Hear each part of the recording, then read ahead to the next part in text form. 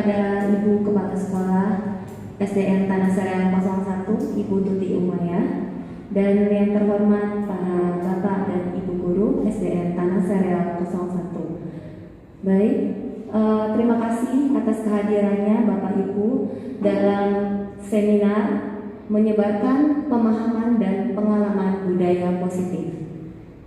Ya, dengan pemateri kita yaitu Bapak Samuel Nababan. Kepada Bapak Samuel Nababan dipersilakan untuk langsung menyampaikan materi seminar.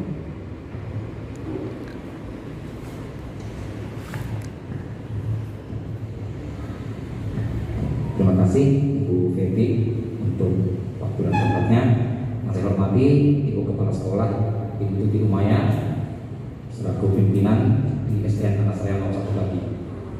Pada kesempatan ini izinkan saya untuk berbagi apa yang telah saya dapatkan setelah saya mempelajari satu modul di program guru penggerak yang harus saya realisasikan, kemudian saya bagi kepada Bapak Ibu guru sebagai rekan-rekan kerja saya di sini. Adapun muara dari modul 1 adalah aksi nyata modul 1.4 itu tentang budaya positif.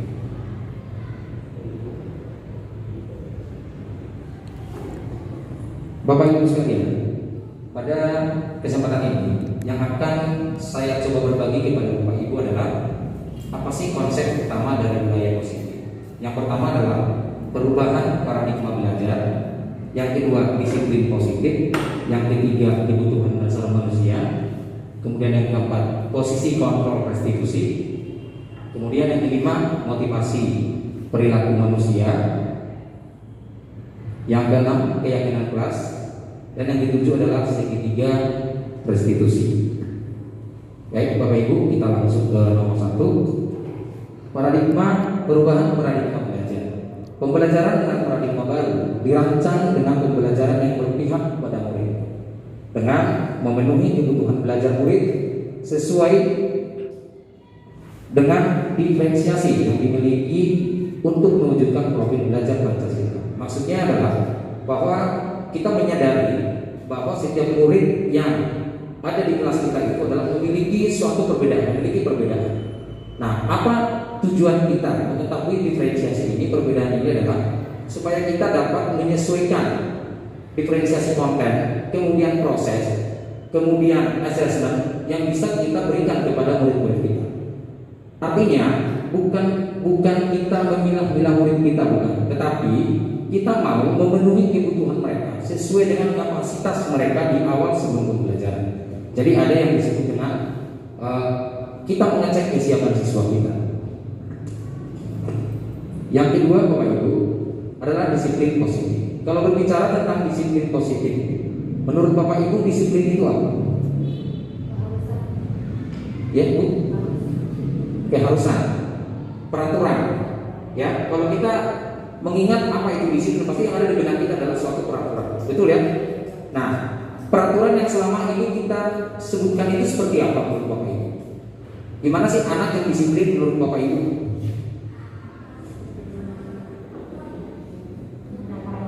Yang mematuhi peraturan. Betul ya? Setuju ya? Nah, itu adalah konsep kita di bawah. Ya, kenapa kita belajar budaya positif saat ini? Supaya kita mengetahui disiplin positif itu seperti apa. Ya, nah budaya positif, budaya berarti kebiasaan positif baik, berarti ada kebiasaan baik yang harus kita terapkan di lingkungan sekolah kita ini.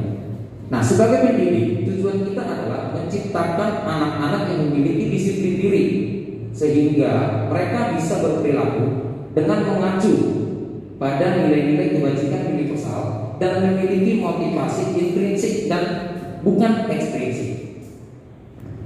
Bapak Ibu, ibaratkan saya kasih contoh. Coba Bapak Ibu kepal tangan Ibu dengan kuat ya. Anggap di dalam tangan Ibu ini, Bapak Ibu ini ada sesuatu yang sangat berharga. Nah, kemudian teman-teman Bapak Ibu ini mencoba untuk mengambil yang ada di genggaman Bapak Ibu semuanya. Kira-kira Bapak Ibu mau kasih atau tidak?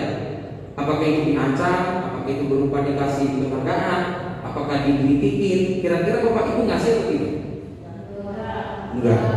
Tidak dikasih. Pertahankan. Nah, kita memutuskan untuk dipertahankan, itu artinya kita yang memegang kontrol atas hidup kita, betul? Kita yang memegang kontrol hidup kita. Nah, demikian anak-anak, ketika kita coba mendisiplinkan, kita maunya, kita berharap di dalam disiplin positif, budaya positif ini bukan karena dipengaruhi orang lain, bukan karena faktor dari luar. Nah, faktor dari dalam diri dia ini yang disebut dengan motivasi intrinsik. Sedangkan faktor dari luar itu yang disebut dengan faktor ekstrinsik.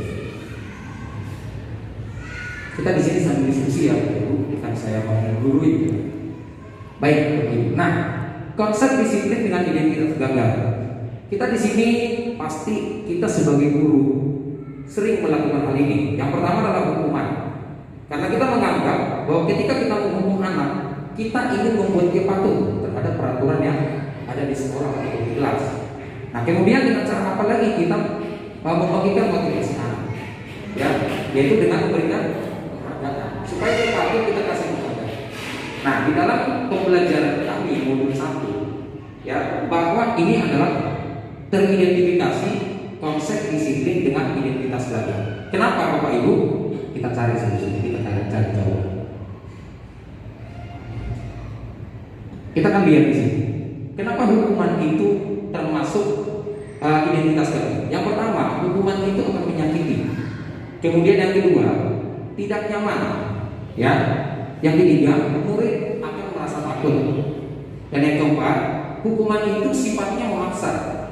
Ya. Kemudian yang kelima, murid akan menyembunyikan kesalahannya hanya untuk mengikuti peraturan yang kita terapkan di sekolah ataupun di kelas. Kemudian kalau kita memberikan hukuman kepada anak, apa yang terjadi?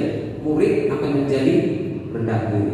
Nah, kemudian kalau penghargaan, nah selama ini kita tahu kan, kalau anak memiliki suatu prestasi, dia layak untuk kita berikan penghargaan.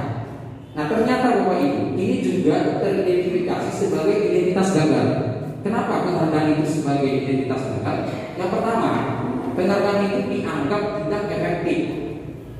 Yang kedua, merusak hubungan sifat iri. Misalnya ini juara 1, ini juara 2, atau ini dapat menyelesaikan suatu soal yang kita berikan. Nah, kita kasih penghargaan. Ini akan menimbulkan rasa iri dengan teman-temannya yang lain.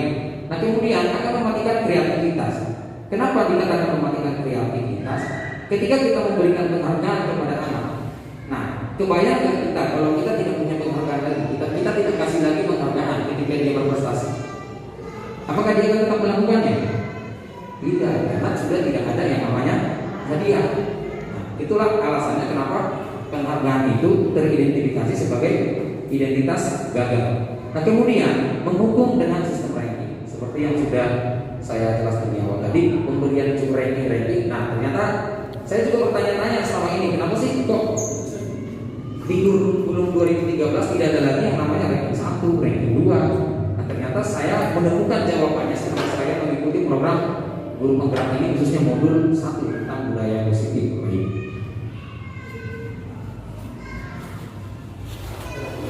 Nah, selanjutnya, bagaimana disiplin yang baik yang harus kita terapkan, yaitu dengan pendekatan restitusi.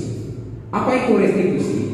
Restitusi adalah proses menciptakan kondisi bagi murid untuk memperbaiki kesalahan mereka, sehingga mereka dapat kembali ke kelompok mereka dengan kondisi yang lebih kuat, yang diterapkan oleh seorang ahli yang namanya dosen tahun 2004. Jadi kalau menurut saya, restitusi adalah cara menanamkan disiplin kepada murid dengan meningkatkan, dengan menumbuhkan dari minat diri dia sendiri.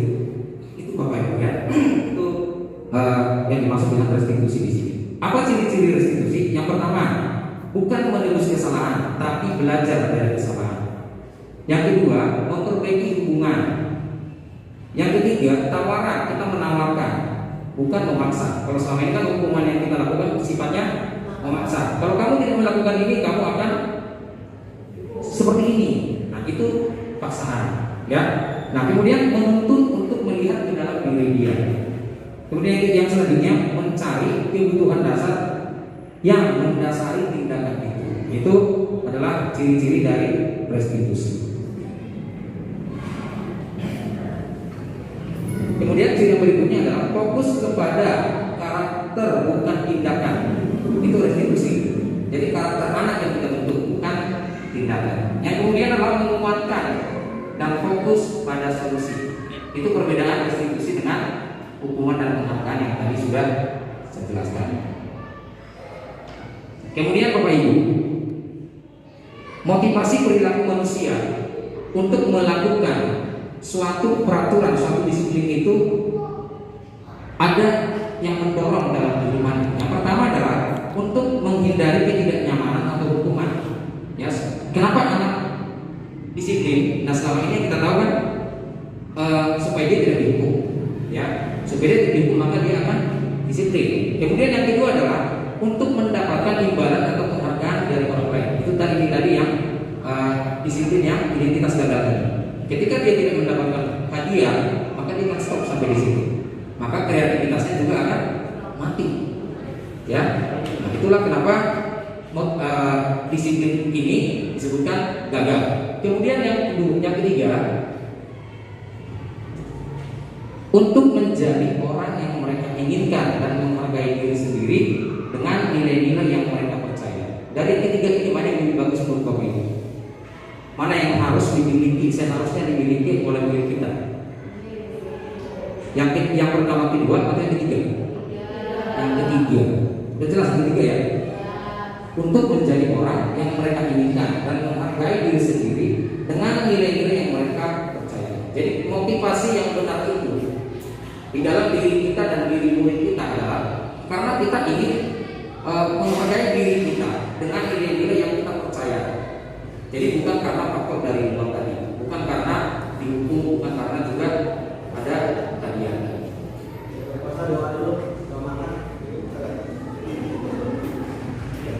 Selanjutnya Bapak Ibu adalah tentang kebutuhan dasar manusia. Kita mungkin sering melihat perilaku dari murid kita di kelas itu ada yang aneh, ada yang nakal, ada yang cari perhatian, ada yang jadiin temannya.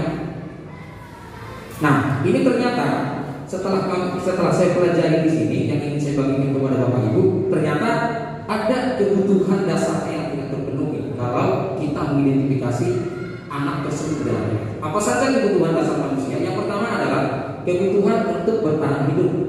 Nah, ini menyangkut makan, minuman, pakaian dan sebagainya. Nanti akan saya jelaskan berikutnya. Kemudian yang kedua adalah kasih sayang dan rasa diterima. Yang ketiga, penguasaan. Yang keempat, kebebasan. Dan yang kelima adalah kesenangan. Kita akan kupas Bapak Ibu satu-satu, karena ini adalah menyangkut murid-murid kita di kelas. Nah, apa itu kebutuhan untuk bertahan hidup? Kebutuhan untuk bertahan hidup atau survival, yaitu kebutuhan yang bersifat fisiologis untuk bertahan hidup, misalnya kesehatan, rumah, dan makanan. Nah, jika anak kita tidak mendapatkan ini, maka dia akan menunjukkan sikap-sikap yang membutuhkan perhatian dari kita. Ya, Bapak Ibu. Nah, kemudian yang kedua adalah kasih sayang dan rasa diterima. Kebutuhan ini dan kebutuhan berikutnya adalah kebutuhan psikologis. Kebutuhan untuk disayangi dan diterima meliputi kebutuhan akan hubungan dan koneksi sosial, kebutuhan untuk memberi dan menerima kasih sayang, dan kebutuhan untuk merasa menjadi bagian dari satu kelompok. Nah, jika kita mengabaikan anak, ya bersifat tidak adil lah kalau kita bilang ya, nah maka dia menunjukkan sikap-sikap yang di luar normal menurut kita, ya. Jadi alasan ini salah satu kenapa si anak itu bertingkah. Nah, ini harus perlu kita tahu Bapak Ibu, supaya kita tahu mengobati gitu maksudnya. Kemudian yang ketiga adalah penguasaan. Nah, kebutuhan ini berhubungan dengan kekuatan untuk mencapai sesuatu, menjadi kompeten, terampil, diakui atas prestasi dan keterampilan kita, didengarkan dan memiliki rasa percaya diri. Ini sering juga Bapak Ibu, anak kita yang berkompeten, yang memiliki, yang kita dia pintar lah, ya. Tapi dia kita abaikan, tidak akui kemampuannya. Dia akan menunjukkan sikap-sikap yang di luar normal juga. Dia kan cari perhatian terus, apakah dia menjadi temannya, apakah dia akan teriak-teriak. Nah, ini Bapak Ibu faktor yang ketiga. Kemudian yang berikutnya adalah kebebasan. Kebutuhan untuk bebas adalah kebutuhan akan kemandirian, otonomi, memiliki pilihan, dan mampu mengendalikan arah hidup seseorang. Anak-anak dengan kebutuhan kebebasan yang tinggi menginginkan pilihan. Mereka perlu banyak bergerak, suka mencoba-coba, tidak terlalu terpengaruh orang lain, dan senang mencoba hal baru dan menarik. Maksudnya di sini adalah kenapa tadi di awal saya ketika berbicara tentang paradigma pembelajaran, anak-anak dikasih pilihan. Nah, tujuannya adalah anak-anak ini bebas memilih cara mereka belajar seperti apa. Ini yang kita sebutkan dari diferensiasi proses. Ya, jadi kita sebagai guru setelah kita melakukan pemetaan terhadap murid kita, tergantung dengan kesiapan belajarnya dia, maka tugas kita selanjutnya adalah menyediakan diferensiasi proses tadi. Ini hubungannya dengan kebebasan. Dia memilih mana bakat yang dia mau, mana cara belajar yang dia mau, dengan tujuan pembelajaran yang sama. Nah, itu Bapak Ibu tugas kita sebagai guru yang menurut saya ini sangat bagus. Kenapa saya membagikan kepada Bapak Ibu di sini. Dan yang terakhir adalah kesenangan. Kebutuhan akan kesenangan adalah kebutuhan untuk mencari kesenangan, bermain dan tertawa. Nah, ini erat hubungannya dengan cara kita menyajikan pembelajaran, apakah menyenangkan atau tidak. Nah, ketika pembelajaran kita tidak menyenangkan, tidak sesuai dengan yang anak-anak inginkan, maka yang terjadi adalah dia akan bersikap di luar normal, ya. Nah, itu kan kita udah belajar, udah pasti Bapak Ibu mau diragukan lagi lah, senior saya semua. Nah, menyajikan pembelajaran itu bagaimana supaya menarik, bagaimana asesmen kita dapat menarik, sehingga tujuan pembelajaran kita itu dapat tercapai.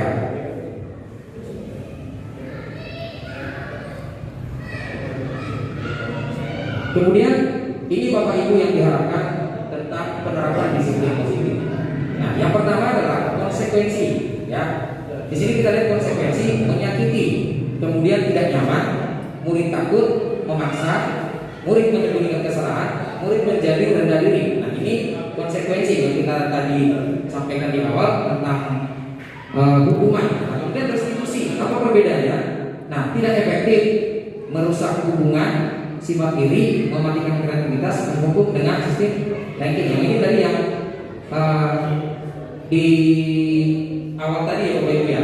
Nah, restitusi sebenarnya ciri-ciri yang tadi itu lebih bagus dari yang konsekuensi dan hukuman yang itu. Nah, di sini Bapak Ibu posisi kontrol kita sebagai guru. Nah, kita akan tahu posisi kita.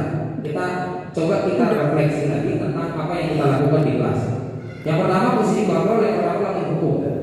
Apa itu menghukum Bapak Ibu? Seorang penghukum bisa menggunakan hukuman fisik maupun verbal.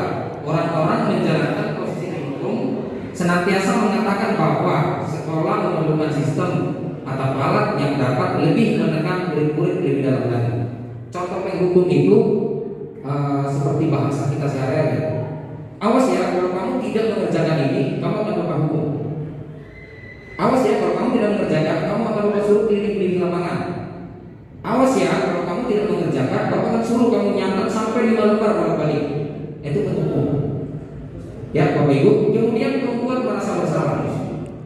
Nah, biasanya ini kalau kita emosinya sudah emosi marah kita sudah memuncak, kita akan diam. Pada posisi ini biasanya guru akan bersuara lebih lembut. Membuat rasa bersalah akan menggunakan keheningan yang membuat orang lain merasa tidak nyaman, bersalah, rendah diri. Kita biasanya diam di sini.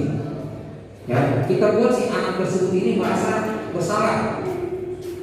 Kamu tahu nggak apa yang terjadi kami di rumah? Ibu kamu lagi nyuci di rumah orang. Itu boleh nggak boleh? Nah, ini yang dimaksud dengan membuat merasa bersalah. Nah, kemudian apalagi contoh membuat merasa bersalah? Kamu tahu nggak, bapak sudah mengerjakan ini semalaman dan kamu hanya bermain-main. Nah, ini akan membuat anak merasa menjadi bersalah dengan tindakan yang dia lakukan. Nah, ini tidak boleh Bapak Ibu. Makanya kenapa saya kasih garis merah, ini tidak boleh kita lakukan dalam budaya positif, ya. Nah, kemudian sebagai teman, guru bertindak sebagai teman. Guru pada posisi ini tidak akan menyakiti murid, namun akan tetap berupaya mengontrol murid melalui persuasi. Posisi teman pada guru bisa negatif, bisa juga positif. Nah, posisi negatif seperti apa? Contohnya kita sudah memberikan tugas, kemudian si anak tidak melakukan. Nah kita ngomong, kamu mau nggak ibu dimarahi kepala sekolah? Apakah kamu nggak kasihan sama ibu? Apakah kamu nggak kasihan sama bapak? Nah itu adalah contoh kita bertindak sebagai teman. Tolong kerjakan dengan benar. Nanti bapak diomelin sama kepala sekolah. Nah itu adalah bertindak sebagai teman. Nah, itu negatifnya. Kalau positifnya, kita bisa berbaur dengan murid-murid kita tanpa murid kita merasa canggung ataupun merasa takut. Ayo Pak, kenapa nih kita saling berbagi tugas kita ya, Ibu ya. Kita bisa menerapkan ini sebagai teman positifnya. Kemudian posisi berikutnya adalah pemantau. Pemantau ini adalah pengawas. Ya, biasanya kan pengawas selalu menunjukkan peraturan-peraturan, nilai-nilai dia, gitu kan. Ini nilai kamu masih merah kemarin. Berapa kali kita ujian matematika, kamu tetap dapat nilai yang jelek. Coba lihat nih, coba lihat. Ini pengawas, kita berfungsi sebagai pengawas. Nah, kemudian apa yang terbaik Bapak Ibu? Kita harus bisa sebagai manajer. Manajer adalah posisi di mana guru berbuat sesuatu bersama dengan murid, mempersilahkan murid, mempertanggungjawabkan perilakunya, mendukung murid agar dapat menemukan solusi atas permasalahan yang tersendiri. Baik Bapak Ibu, karena waktu kita nanti akan saya coba lanjutkan. Kita jeda dulu sampai di sini. Kita break. Setuju Bapak Ibu? Setuju? Terima kasih. Saya kembalikan kepada Ibu Betty sebagai pembawa acara.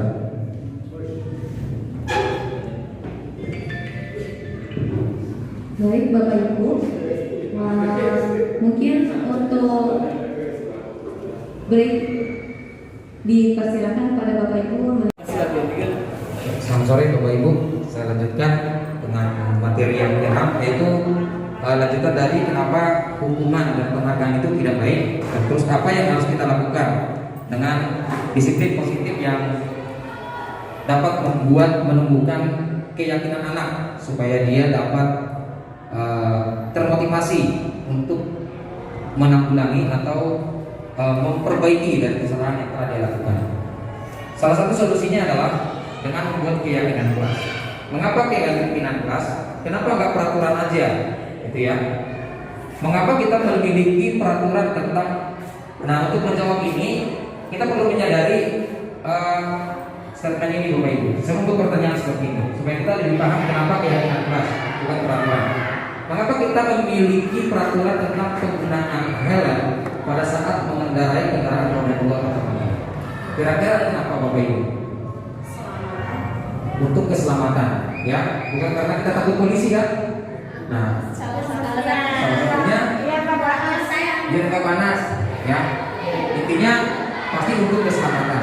Yang kedua, kenapa kita memiliki peraturan tentang penggunaan masker di saat kondisi COVID sedang memuncak kemarin? Dan kita selalu menerapkan protokol kesehatan. Apakah kita karena takut dengan peraturan pemerintah atau karena kita pengen sehat? Ya, setuju ya Bapak Ibu. Nah, jadi yang juga anak-anak kita, kalau kita sudah berhasil menemukan keyakinan di dalam diri mereka, maka ketika mereka berbuat kesalahan, maka yang ada mereka memperbaiki itu dari dalam, bukan karena hukuman ataupun dari hadiah yang ditawarkan.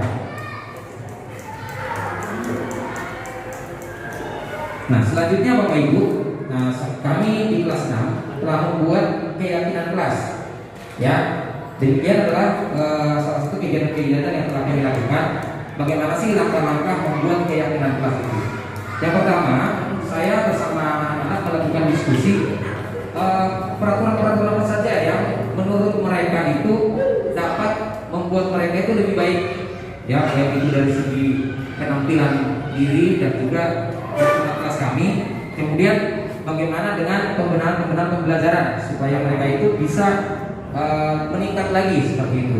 Apa yang harus mereka lakukan? Dan mereka menulis itu, kita mau diskusikan itu, kemudian kita rumuskan.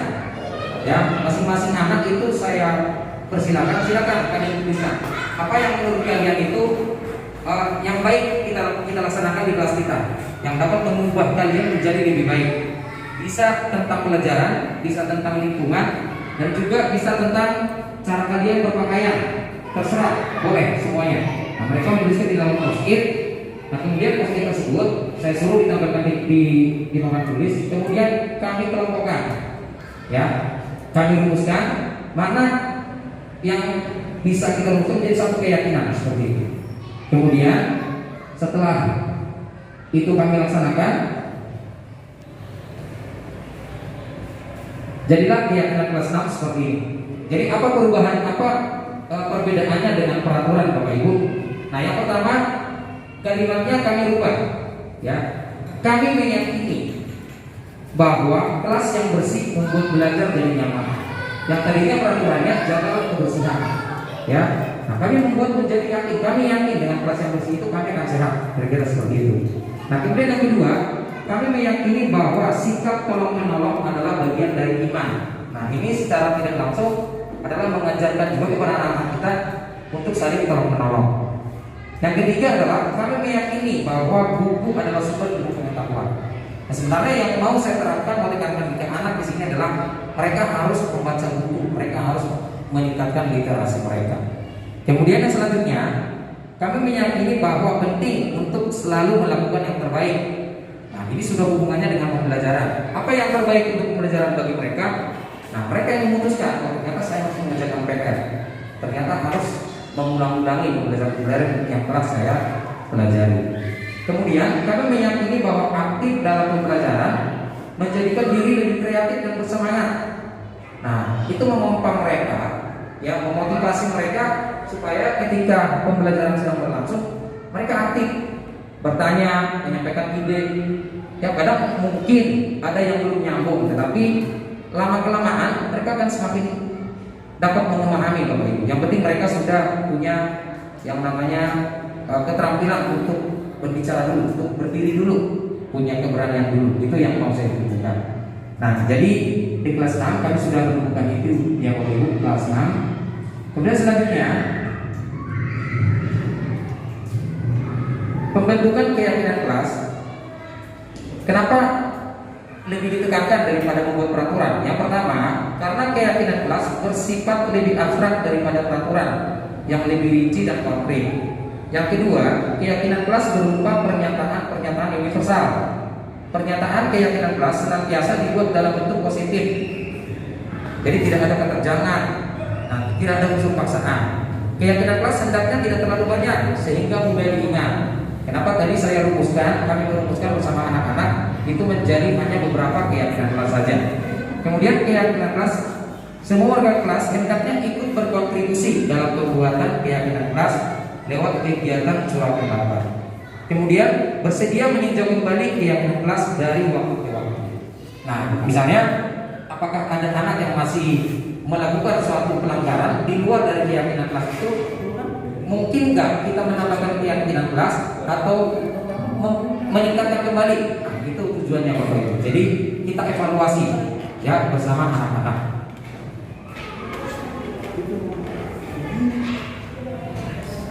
Kemudian Bapak Ibu, bagaimana ketika anak melakukan suatu pelanggaran?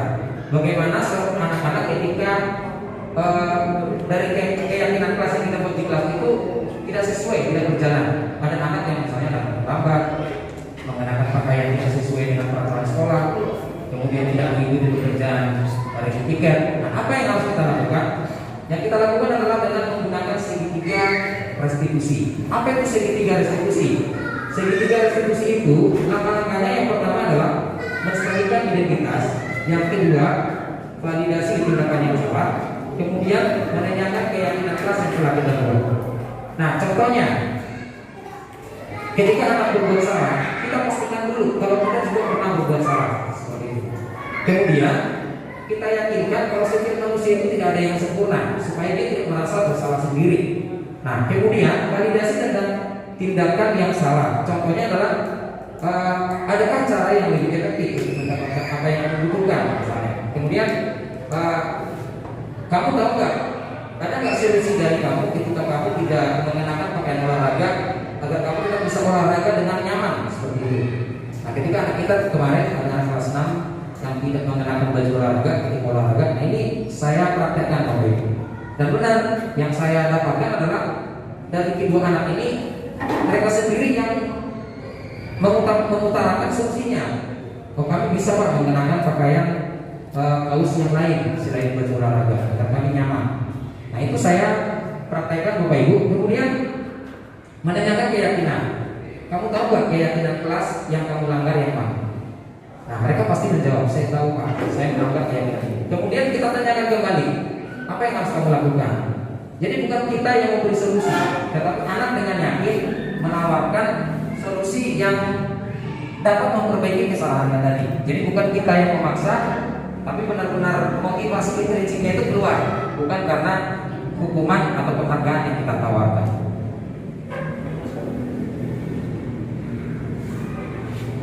Di sini Bapak Ibu saya melaksanakan contoh penerapan segitiga restitusi. Kami di sini hanya berakting. Ya, mudah-mudahan dari video saya ini bisa menjadi gambaran buat Bapak Ibu. Silakan disaksikan.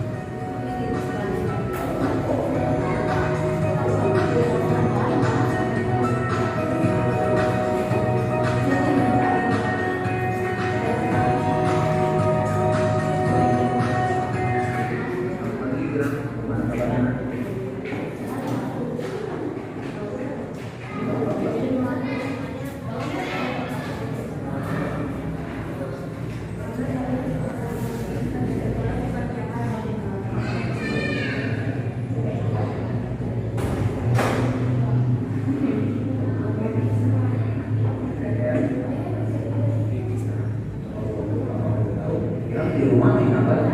Main HP dari desktop. Main HP sama PS. Papa juga senang kan? Kalau kita capek ya, kita pasti cari senang, ya kan? Nah, kalau juga senang kan selalu main PS. Itu Pak. Nah, itu dia. Setelah kita selesai main PS atau main HP, ada nggak terlintas di pikiran tentang tugas sehari-hari? Ada Pak.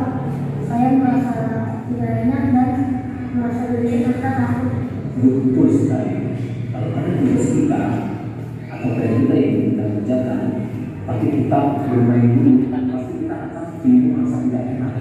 Ada rasa takut, gelisah. Tapi boleh Bapak tahu kenapa kita takut? Saya takut tidak memahami pelajarannya. Takut tidak bisa memahami pelajaran. Nah, itu dia. Nah, sekarang Bapak bertanya nih, kesedihan kelas kita yang kurang lambat kemana? Mengajarkan saya tepat waktu Pak. Mengerjakan PR tepat waktu itu luar biasa. Kiram juga mengerti kesalahannya. Nah, kalau boleh Bapak, bagaimana cara Kiram untuk memperbaiki ini supaya Kiram tidak takut, supaya Kiram tidak gelisah, apa yang Kiram lakukan?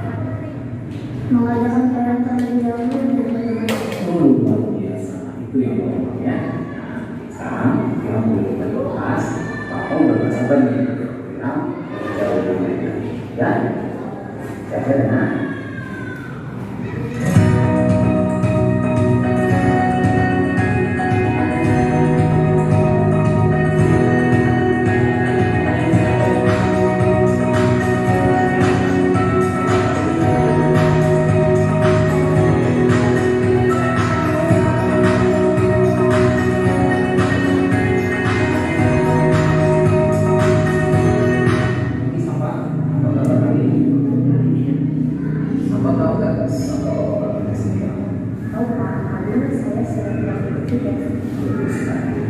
Bapak boleh tahu tidak kenapa sahabat tidak ikuti ya? Karena biasanya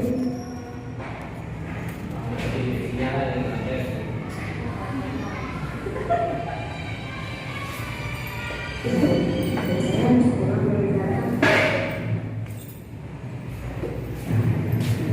Oh iya benar juga ya, kalau rumah kita jauh terus kita pulang belakangan sendiri, itu memang gak enak sekali ya. Aku juga pernah ngerasain seperti itu ya. Baik, seandainya sama menjadi teman Sarah yang tetap melaksanakan tugas piket, dan ada teman kita yang sudah 6 bulan tidak ikut kerja piket, Pasti kesal Pak. kenapa sahabat? Karena kan kita sudah dari hak dan kewajiban yang sama. Betul sekali, kesalahannya. Nah, kita kan sudah punya keyakinan kelas. Coba keyakinan kelas mana sih yang sama lambat dalam ini? Kan dia yang pas yang mengenaskan deteksi dan Pintar sekali. Sekarang bagaimana tindakan sahabat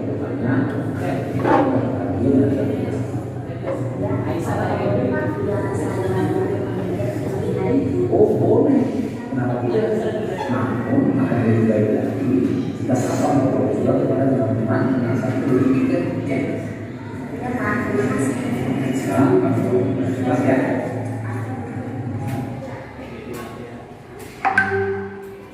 Baik, Bapak Ibu, Ibu yang sama setelah tadi selesai program yang telah saya praktekkan bagaimana penerapan segitiga restitusi terhadap bagaimana menyikapi ketika murid-murid kita melanggar dari keyakinan kelas yang telah kita sepakati. Sampai sini Bapak Ibu materi modul 1.4 tentang budaya positif yang bisa saya bagikan kepada Bapak Ibu semuanya. Harapan saya kita sama-sama, saya juga masih belajar, kita saling memberi